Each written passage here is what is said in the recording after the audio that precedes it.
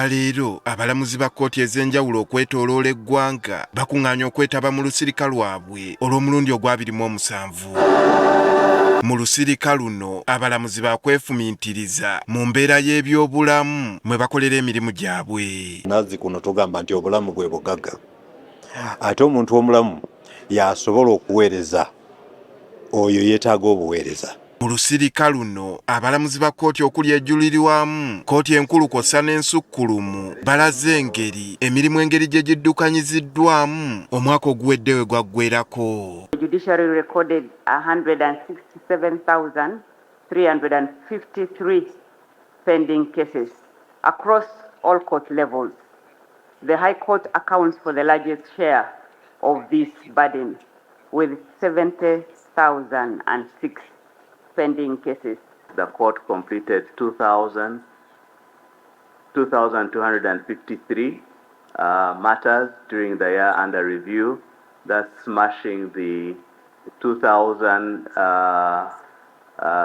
year where we had 1,024, and therefore we have doubled, and this is the highest performance in the Court of Appeal to date. Bw'abadde aggulawo ttabamiruka ono, Ssaabalamuzi wa Uganda Flavian Nzeija ategeezezza nti obulamu bw'abalamuzi kikulu kuba kisalawo ky'amaanyi ku ngeri gye bawa ensala yaabwe ey'emisango. Undeniably, the judiciary plays a fundamental role in safeguarding vibrant democratic societies alongside the legislative and executive branches of government.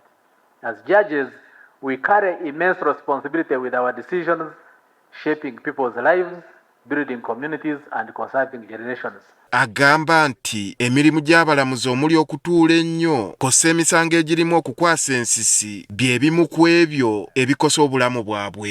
If you have ever tried a serious murder case, I recall one I tried in Masaka where a young man had cut his father into small pieces and every part of the body was separate. Now those pictures have a bearing on your mental health.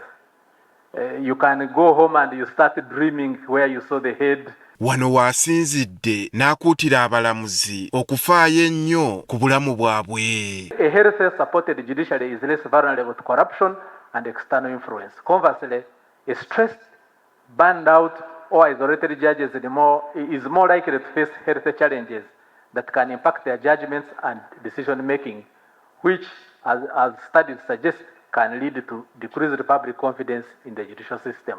Jenny Francis Abodo ng'akulira abalamuzi ba kkooti enkulu awabudde abalamuzi okwettanira enkola ey'okutabaganya enjuyi ezirina enkaayana ky'agamba nti kyakuyambako mu kukendeeza okwetuuma kw'emisango mu kkooti. Would not have cases going to Court of Appeal because the number of cases in Court of Appeal is just that we have not followed Rule 12. And what does Rule 12 say? It gives us the initiation of a plea bargain. It can either be by the prosecution or the defense or an accused person. And they agree.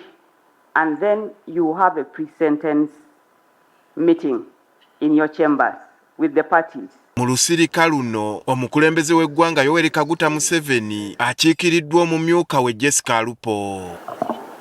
Ono alaze obwennyamivu olw'emisango egyetuumye mu kkooti. When cases delay, citizens lose confidence, investors hesitate, and social tensions rise.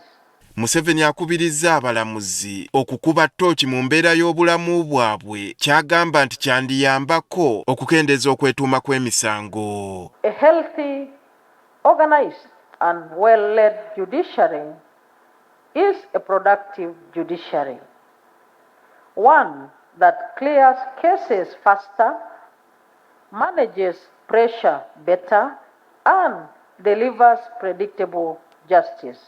Olusirika luno lwakumala ennaku 3 ku Commonwealth Resort e Munyonyo.